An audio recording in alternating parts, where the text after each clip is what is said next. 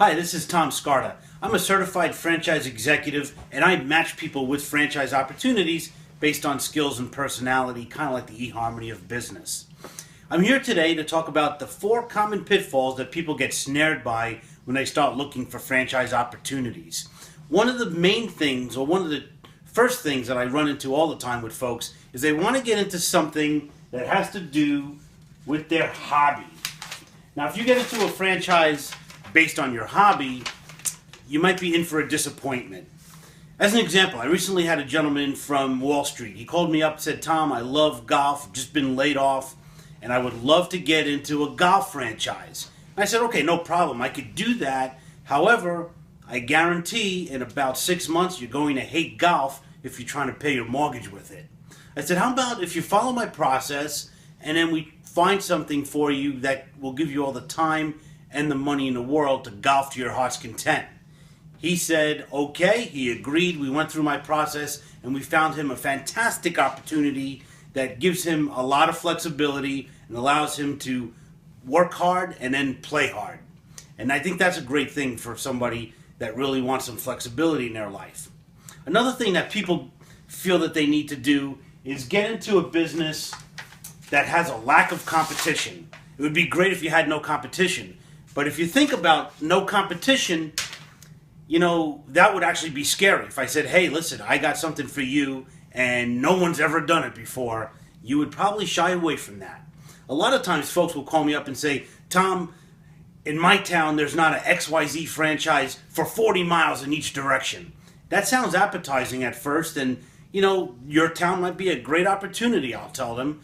However, is it the right opportunity for you?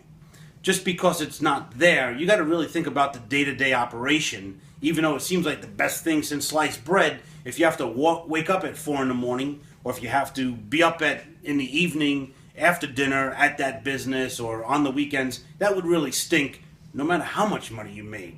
So you got to really think about what your day-to-day is going to be like. Another problem or another pitfall that people get snared by is really trying to get into a business that has a brand name. People say, "Tom, if it doesn't have a brand name, I don't want it."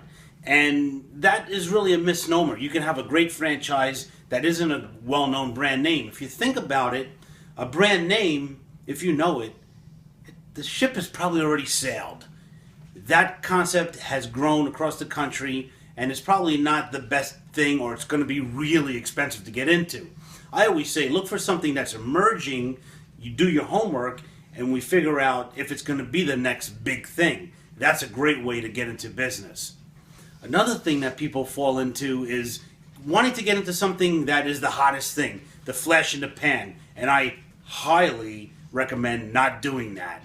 You get into something quick and get out quick, it fizzles. So you want to not get into following the leader. Whatever's happening on the franchise scene is probably not the best thing to get into if you really want a solid investment. So I say avoid the 4 common pitfalls. Avoid getting into something that's based on your passion or your hobby. That'll lead you into bankruptcy more often than not, unfortunately. Lack of competition. You want to have some kind of competition. Wherever there's competition means that there's business.